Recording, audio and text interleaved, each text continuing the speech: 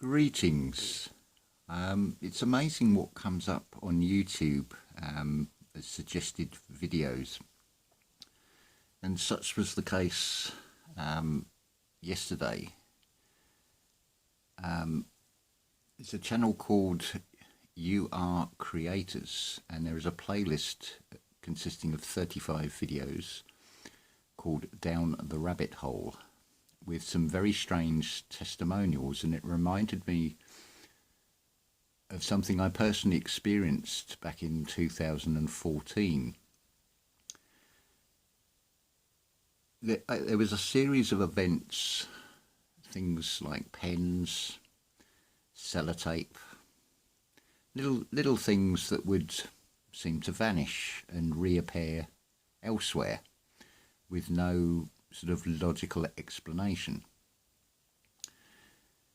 The strangest one was this, what is actually a centre of a car wheel that my landlord made. He was a precision engineer in metalwork. It's a type of hubcap you'll have on a spoked wheel of, say, a Jaguar E-Type. And we both witnessed this one event. But before I get to that, to which this illustration is related, I was actually sitting on the bed and I was wrapping up a present, and I'd put the sellotape down on the bed and unrolled the wrapping paper to go round a box. And I sort of wrapped the paper over the box and then went to pick up the sellotape, and it had vanished. It later appeared across the other side of the room. But the ashtray, this hubcap, was a very heavy object, sort of the equivalent weight of an iron you would use for ironing shirts. It's the sort of thing you really wouldn't want to drop on your foot, because it would definitely break bones or give you a very nasty bruising. So it wasn't just light objects, say like a big pen, for example, which was the normal sort of thing. Now, the feeling I always got with this was it wasn't actually malevolent like you get described with poltergeists. This was more sort of mischievous. Anyway, I'm standing in the kitchen with my landlord at the time, and the door is this internal door is got these squares of opaque glass. It's sort of a distorted image with these sort of circular sort of patterns, so it's not clear definition. But what we both witnessed was what I can only describe of, it'll look like a young girl, maybe no older than 12, certainly not an adult in height, and it sort of ran across the doorway. It didn't quite look solid like a human being in this reality, but it was definitely a human being, as I said, sort of like a girl of, say, 10 or 12 years old, and it certainly fits with the sort of prankster mischief idea. And then these things kept happening, and I thought this is a bit annoying in a way, but I just said out loud one day, okay, I get the joke, very funny, but can you please stop? And it just suddenly stopped after that. So I don't know if any of you have also experienced this. The testimonials given on this Down the Rabbit Hole series on You Are Creators channel gives testimonials of many similar things, and some are quite bizarre.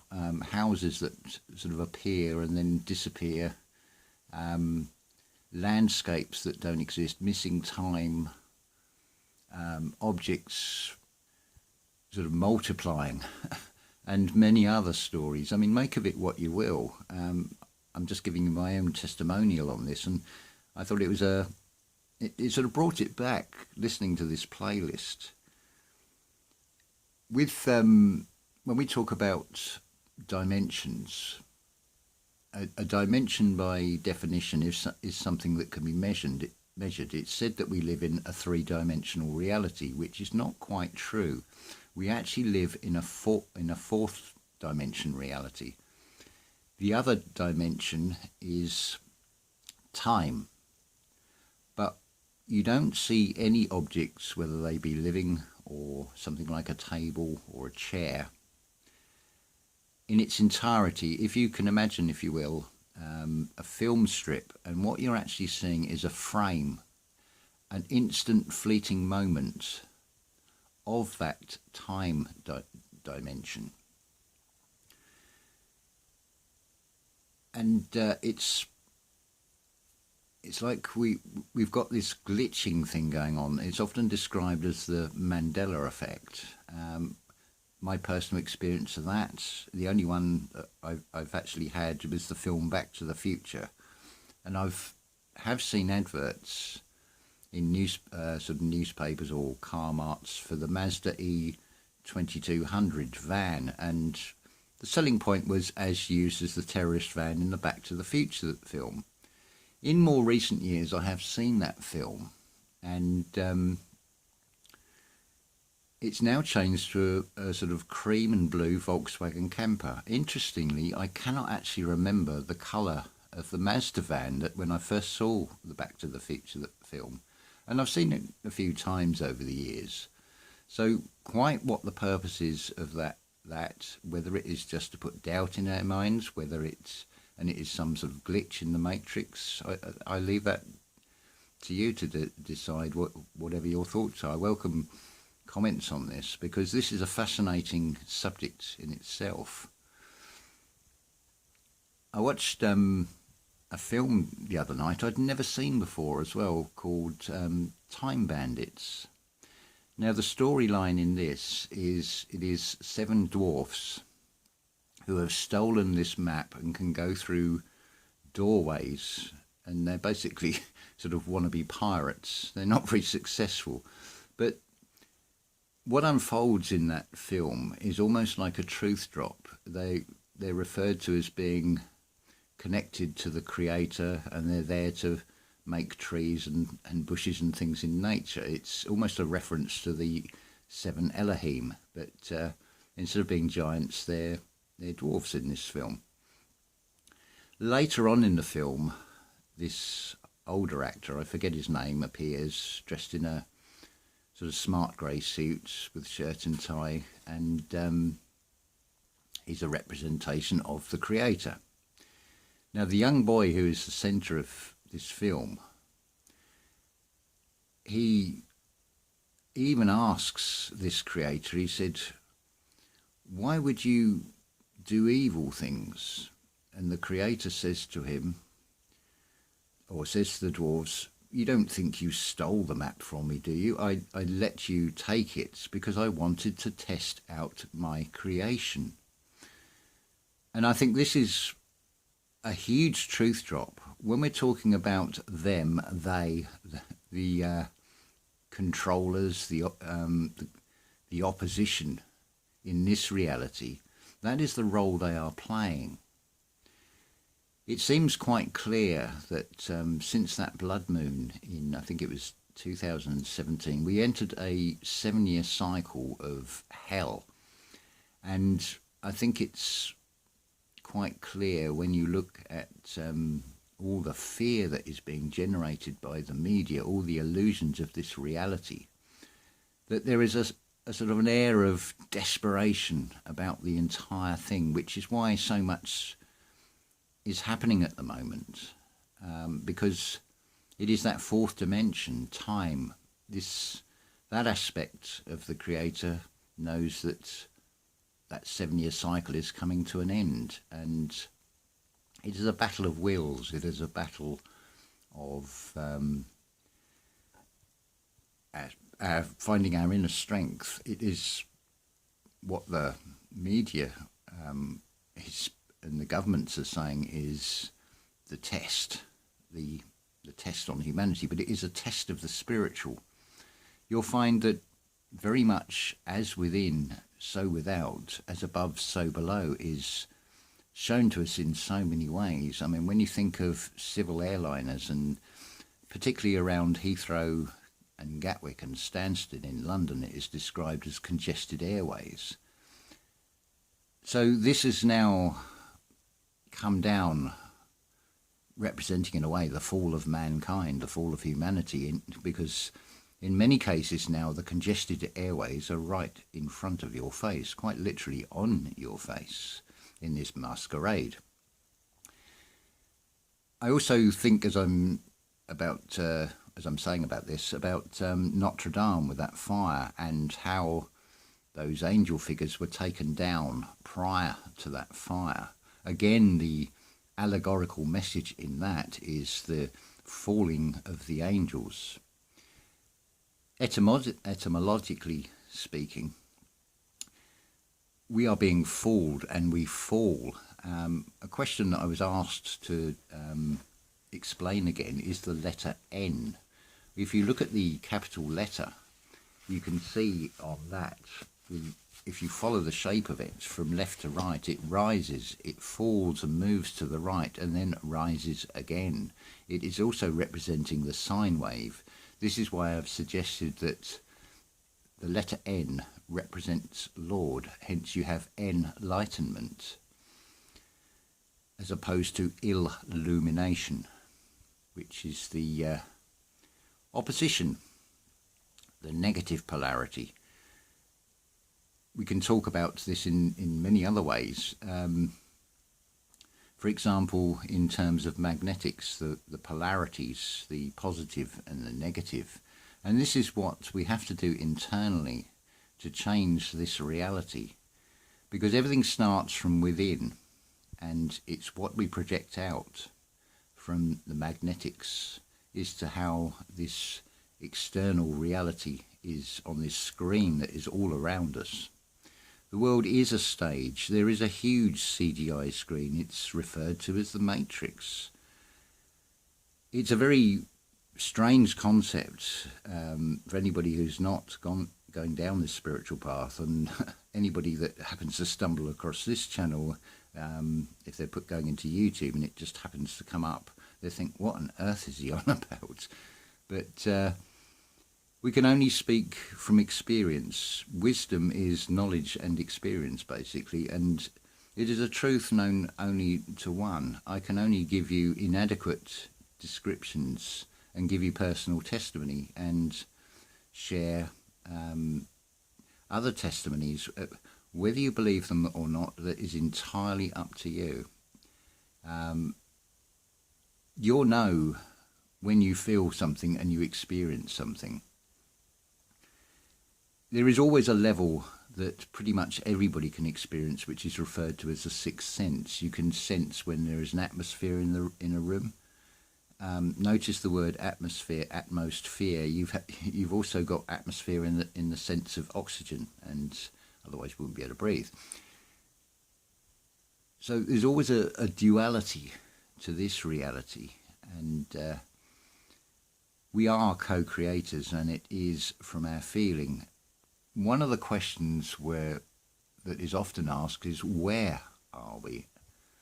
Well, as I've suggested before, the M of magnetism is mirrored into a W of the dark side aspect magic. So the M becomes a W. So you want to know where here is. That's why it is where, because it has got that W on the front, the inverted M. The who and the how, again, notice where the W is. The how ends with the black magic or the dark magic W. The who starts with the magic, the inverted magnetism, which leaves the organic, the O, and the H for humanity, which is also a representation of the splitting of a cell when it forms that H shape before that centre section breaks and two cells separate. There are so many ways to try and explain this, but in every way these words are totally inadequate. I could, for example, give you testimony to glimpses I've had where I've been doing meditation and gone into this unseen world, this unseen realm, where things are very, very different from this three-dimensional reality, as it is called. But as I said at the start of this video, it's actually 4 dimensions, but we only see that fleeting now moment of that 4th dimension.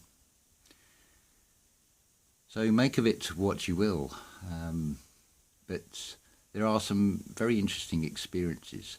So this sketch I just very quickly did to give you sort of just a general idea of this figure that was sort of moving across the door. I mean, had it been an adult, it would have probably been sort of this sort of height, but it's to give you a sort of outline. This is basically what myself and my landlord of the time witnessed in 2014. So yeah, do check out You Are Creator's channel. There is a wonderful lecture by Dr. Joseph Murphy on there that's recently been uploaded, and I'll put the link in the description to that one, because it talks about the conscious and the subconscious. Again, that is reflected in the opposition and this talk of this transgender agenda. What it actually is in the spiritual sense is the linking and the dialogue, getting the conscious and the subconscious to talk to each other and communicate with each other through that middle path, which is the pineal gland, which is the creator in personified form. It is our own wonderful human imagination. That is creativity, as Neville Goddard would say on many of his lectures. And from personal experience, I cannot dispute that. But that's just my perspective on things. Make of it what you will. But I'd love to know your comments. Have you experienced such things? But do check out this playlist, Down the Rabbit Hole. Very interesting series with some wonderful testimonies of personal experiences. I like the way the channel doesn't say it's factual, it definitely is or it isn't. It leaves it to you to make up your own minds, because that is what the truth is. It is something known only to one, to reference a scriptural quote. You will know from feeling, but expressing it into words to others is very difficult. Again, I think it's referred to in scripture that many will not believe because they have not experienced. But when you have these experiences, you just know. And this 7 years of hell, that unshakable feeling I've had all throughout this, no matter how dire things seem in this instant now moment, in this external reality, it is all about going with that gut feeling, that God feeling, your Christ consciousness, the yellow chakra representation. It is raising that chrism oil, that Christ consciousness, up to the heavens, which are in your head.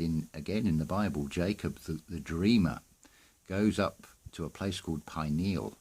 Huge clue there. Also the Sistine Chapel. Look at that famous painting. The depiction of God and the spark to the atom, and look at the outline of that red that this God is sitting in. It's basically the shape of the pineal gland. And if we look at pineal, well, you've got pi, so it is implying pi, a complete circle,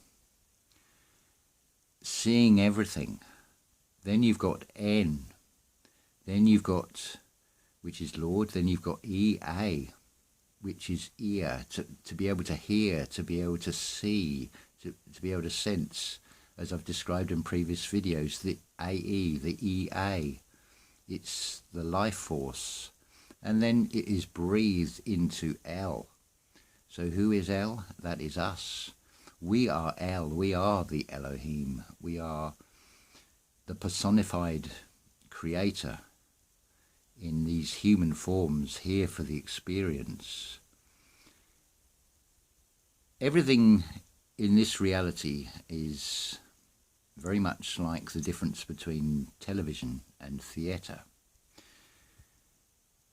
If you go to a theatre and see a live show on a stage, the curtain is pulled back and it is a far better experience, and it is down to the amount of effort you put into things to how much you will be rewarded from those experiences. And this is basically how it works in this reality. It is all just experience. So what I would also say is do listen to the writings of Joseph Benner. Again, check out my playlist section on this channel. The Impersonal Life will give you a huge understanding. The Dr. Joseph Murphy lecture about the conscious and the subconscious is another one that will only benefit you from listening to. I will say that one of the Joseph Benner books, The Impersonal Life, is about 10 hours long, but it is worth listening to. And as I've said before, don't listen to it once, listen to it 3 times, absorb that information, make it part of your being, because then you are reinventing yourself, you are recreating yourself. And if we lead this impersonal life, push that sort of ego, 3-dimensional ideas of what we think we are, and allow the Creator to work through us. So we are sort of like the bride of the Creator. We let the Creator work through us and have this experience, because we are not going into a new age in the sense of a golden age. We are going way beyond that. It's not just the change from the age of Pisces to the age of Aquarius. It is the start of a great year. It is the start of a truly wonderful new age beyond anything that has been before. So despite the exterior reality that looks so bleak and desperate, the unseen, the spiritual, the greater, it is going to be, as Levette has called it, a platinum age that we are going into. So let's go into this. Feel no fear. Feel that inner strength, the real test on humanity that is being unrolled.